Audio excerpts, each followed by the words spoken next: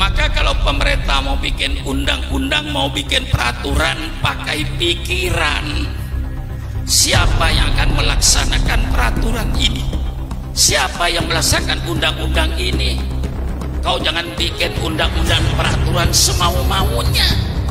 Pikirkan dulu, siapa yang akan melaksanakan peraturan yang kau bikin ini? Yang akan melaksanakan 90% beragama Islam. Jangan Anda bikin peraturan pemerintah yang bertentangan dengan Al-Quran dan Sunnah Nabi. Persilakan Anda bikin peraturan.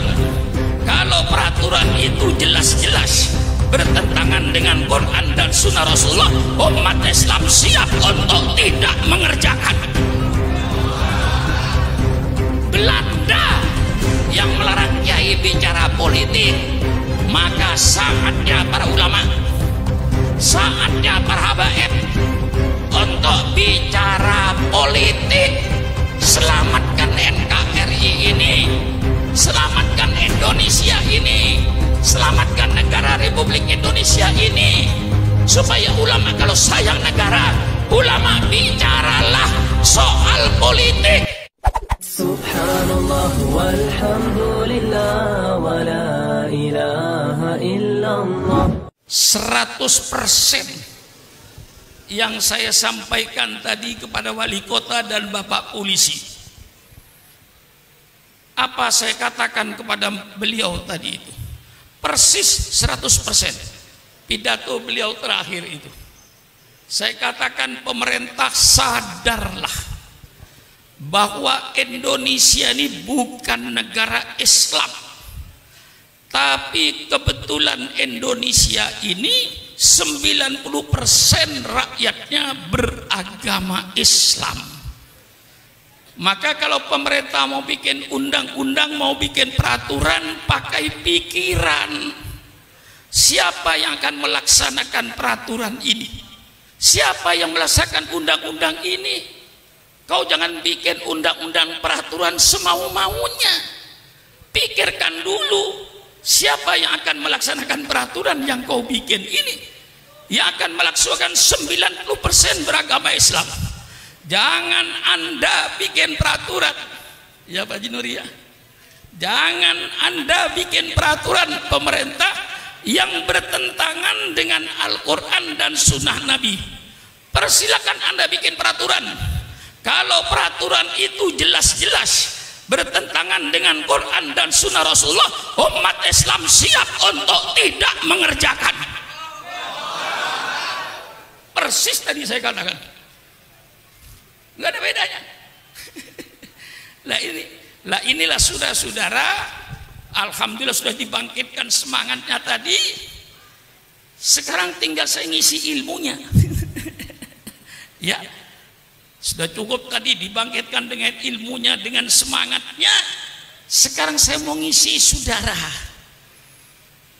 Agama Islam yang diturunkan oleh Allah terakhir sebagai penutup, itu syariat Allah dari langit sudah tumplek-blek. Bahasa Jawa ini. Ada orang Jawa enggak? Ada. Orang Jawa itu kalau sungguh-sungguh mesti kata akhir diulang. Kalau orang Jawa bilang kemarin di Jatinegara macet, nggak apa-apa, itu masih jalan. Tapi kalau orang Jawa bilang kemarin Pak Kiai di Jatinegara jalan macet, itu orang Jawa itu. Matiin mesin. Udah, nggak usah jalan, matiin aja mesin udah. Kalau sudah macet, syariat Allah diturunkan oleh Allah sesuai dengan kepentingan manusianya. Tidak diturunkan sekaligus sama Nabi Adam. Karena diturunkan sekaligus sama Nabi Adam, banyak yang tidak dijalankan. Zaman Nabi Adam tidak ada undang-undang nyolong. Mengapa tidak ada undang nyolong? Karena zaman Nabi Adam tidak ada orang nyolong. Mengapa tidak ada orang nyolong? Karena tidak ada orang. Selesai. Untuk apa diturunkan undang-undang nyolong? Nggak ada gunanya itu. Dunia belum dikapling-kapling. Negara saja belum ada. Nggak perlu, nggak diturunkan oleh Allah. Zaman Nabi Adam tidak diturunkan undang-undang perkawinan sempurna seperti kita ini. Mengapa? Karena zaman Nabi Adam tidak ada orang kawin. Mengapa tidak ada orang kawin? Ya tidak ada orang. Siapa mau jadi besan? Cukup Allah kasih kemurahan. Kakak kandung kawin dengan adik kandung, adik kandung dengan adik kandung. Kalau sekarang di Jatinegara ada orang mau kawin dengan adik kandungnya sendiri, itu anak salah lahir. Mestinya lahirnya zaman Nabi Adam. Datang Nabi Nuh sempurnakan, datang Nabi Ibrahim sempurnakan, datang Nabi Musa sempurnakan, datang Nabi Isa sempurnakan dengan kitab Injilnya. Datang Nabi Muhammad, semua kitab ditarik oleh Allah. Maka semua kitab ini sebenarnya menurut Al-Quran sudah tidak ada di permukaan bumi. Yang asli menurut Islam, Injil yang asli, yang firman Allah kepada Nabi Isa, bukan perkataan Nabi Isa, itu kitab Injil. Kitab Taurat itu perkataan firman Allah kepada Nabi Musa, dan bukan perkataan Nabi Musa sebagaimana Al-Quran. Al-Quran diturunkan sempurna, semua syarat Allah tumplak blak, tumplak blak, gak ada sisanya lagi sudah. Sehingga Islam diturunkan mengatur segala-galanya. Orang yang berkata, kalau boleh saya katakan kaum sekuler, yang mengatakan bahwa agama tidak mengatur kehidupan manusia sehari-hari, sehingga agama dipisahkan dengan kehidupan manusia sehari-hari, itu menunjukkan orang itu orang yang tidak mengerti Islam.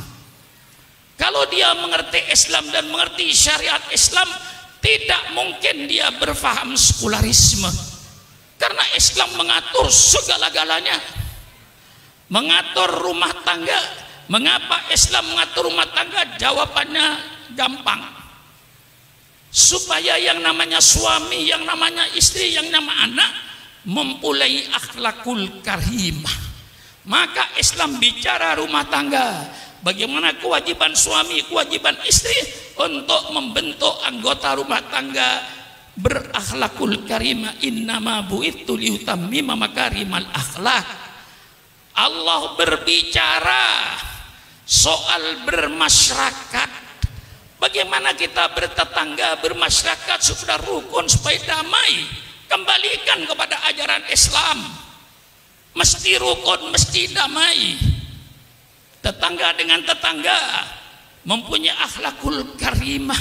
Man kana yu'minu billahi wal yaumil akhir falyukim jarahu. Subhanallah.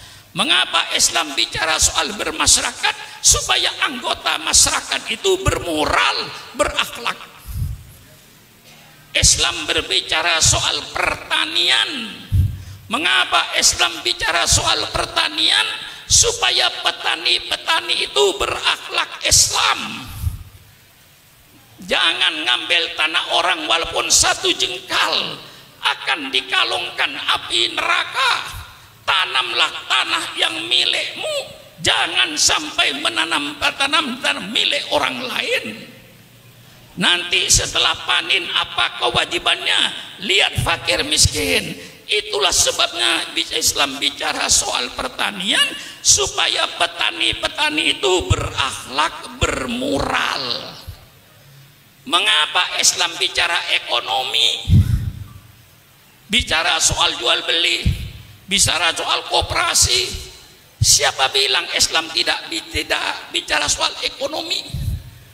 Orang yang berkata Islam tidak bicara ekonomi, itu orang yang bodoh, tidak tahu syariat Islam.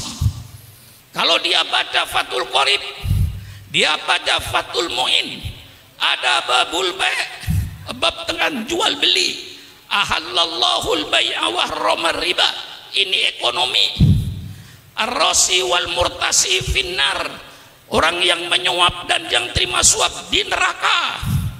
La ta'kulu amwalakum bainakum bil batil, jangan kau makan harta orang lain dengan cara yang batil.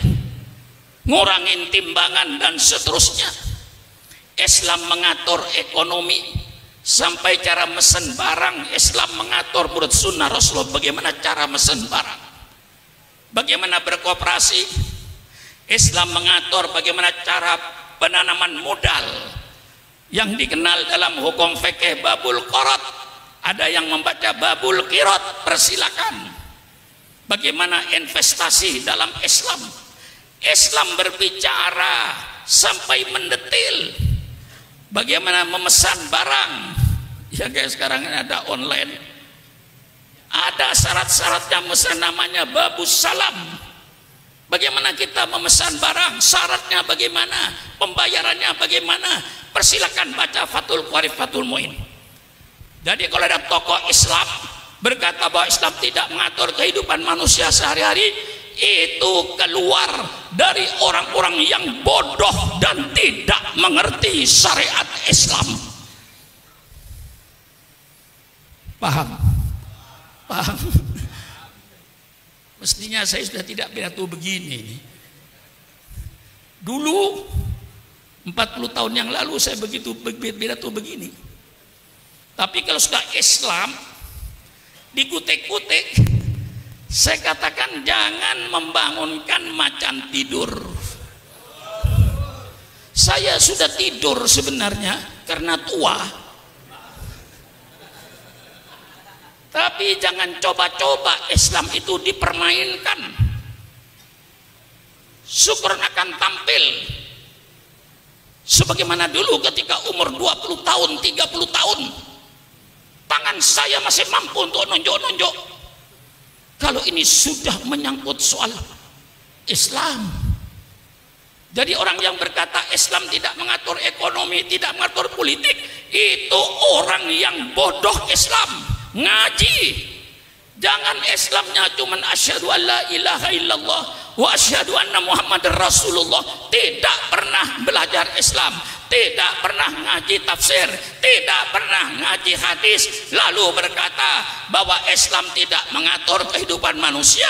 Itu keluarlah dari pemikiran orang-orang yang bodoh Islam. Paham? Mengatur ekonomi, mengatur ekonomi supaya pelaku ekonomi bermoral, yang dagang berakhlak, yang buka industri berakhlak. Ini tujuannya mengapa Islam bicara ekonomi, supaya pelaku ekonominya bermoral, berakhlak. Innama bu'itsu liutammima makarimal akhlak. Paham? Mengapa Islam bicara politik? Intinya kata kuncinya satu, innama bu'itsu liutammima makarimal akhlak. Mengapa Islam bicara politik? Islam bicara politik supaya pelaku politik bermoral, berakhlak. Sebagai seorang pemimpin, apa kewajibannya terhadap rakyatnya? Hai pemimpin-pemimpin, jangan kau berpikir apa yang akan saya ambil dari rakyat, tapi pemimpin, berpikirlah apa yang akan kau berikan kepada rakyatnya itu. Kalau kau selalu berpikir apa yang saya ambil dari rakyat, ya gampang, naikkan semua pajak. Maka pemerintah bukan berpikir apa yang saya ambil dari rakyat, tapi pemerintah berpikir apa yang harus saya berikan kepada rakyat. Bagaimana? Bagaimana? Ngotot lagi saya ini, dipancing Habib Hanif tadi itu. Lah ini Islam. Siapa bilang Islam tidak bicara politik? Yang melarang kiai bicara politik, yang melarang ulama bicara politik di masjid-masjid, di masjid taklim adalah Belanda. Sekali lagi, yang melarang kiai bicara politik, bicara soal negara, itu Belanda. Mengapa Belanda melarang kiai bicara politik? Karena Belanda ingin menjajah Indonesia sampai kiamat. Maka Belanda melarang Banyak kitab-kitab, dulu Kiai Maskur mantan Menteri Agama cerita kepada saya, banyak kitab-kitab yang dilarang oleh Belanda yang membangkitkan semangat anak muda, namanya kitab Idotun Nasiin. Ya Kiai, masih ingat kitab Idotun Nasiin? Kitab Idotun Nasiin ini membangkitkan generasi muda. Kitabnya sekarang masih ada. Itu oleh Belanda dilarang. Kitab-kitab yang berbau politik, Ahkamus Sultaniyah dilarang. Baik yang disusun Imam Mawardi maupun yang disusun Imam Abu Ya'la.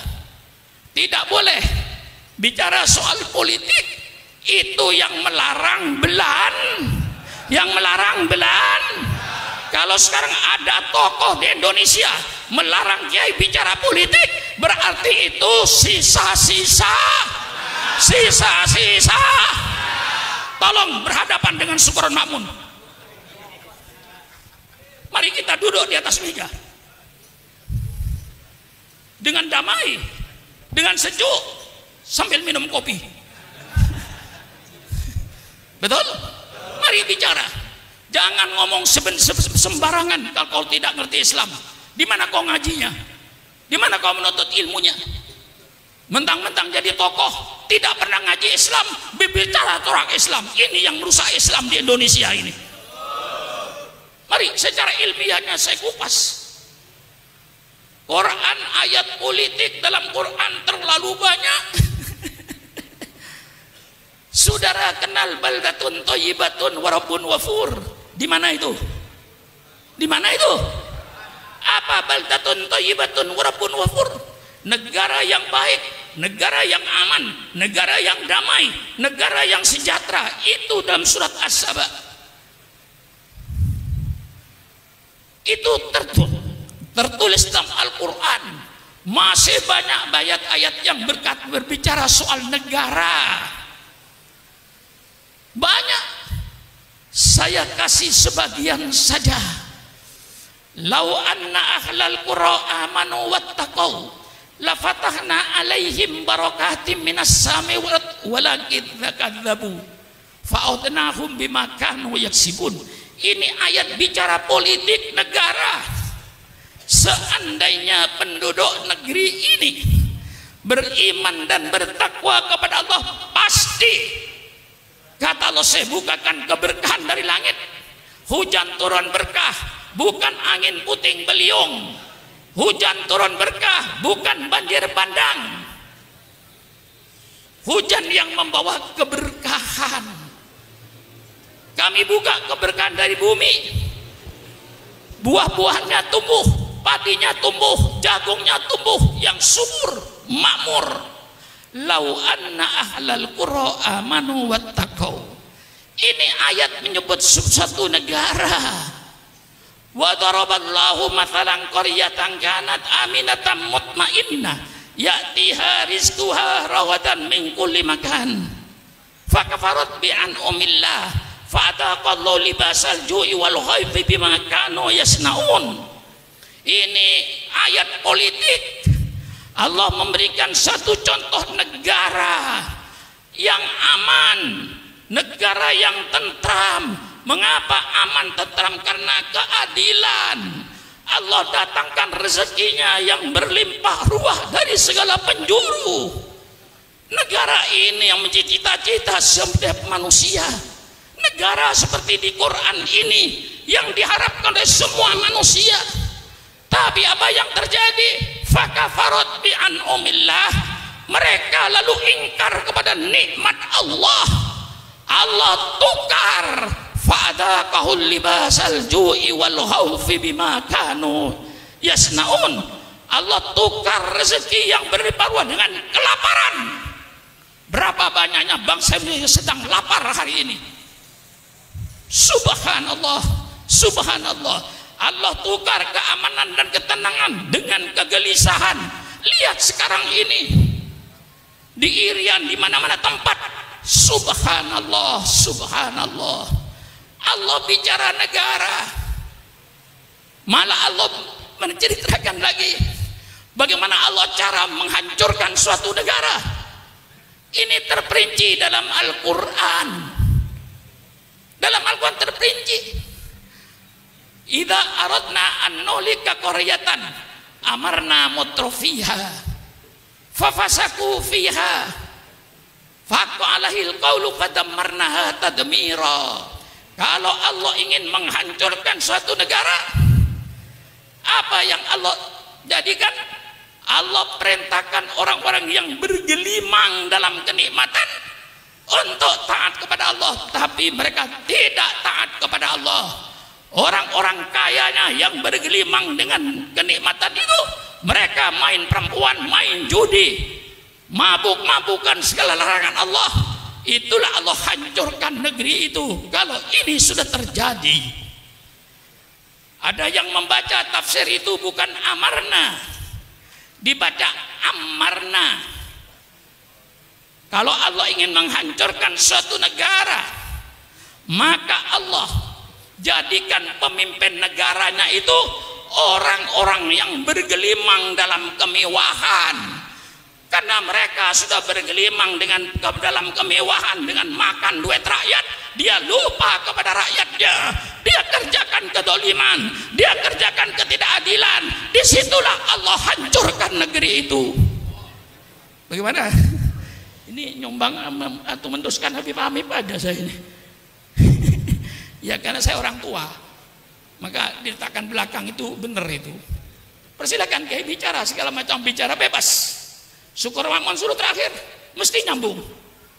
Kayak asli pidato, saya belakangan nyambung. Setiap kiai pidato saya belakangan nyambung. Tinggal nerusin aja. Maklum umurnya 81 tahun. Ya, bicara 8 apa? Saya ini pidato Habib Hanif sudah 53 tahun. Saya pidato sejak zaman Bung Karno. Saya sudah pidato melawan Bung Karno. Mestinya orang Betawi itu secara psikologisnya sudah bosan melihat saya. Mestinya bosan Anda. Masa lihat muka saya 53 tahun? Mendengar suara saya mulai saudara di Ibtidaiyah, mulai di Sanawiyah, sampai sekarang jadi kiai. Insya Allah Kiai Munawir asli itu mendengar pidato saya barangkali di Sanawiyah waktu itu. Mendengar pidato saya, mestinya Kiai sudah bosan mendengar suara saya ini. 52 tahun, 36 tahun suaranya itu aja. Mukanya itu aja. Bosan enggak? Bosan enggak? Mengapa tidak bosan? Saya memberikan ini bahwa Islam itu bicara politik.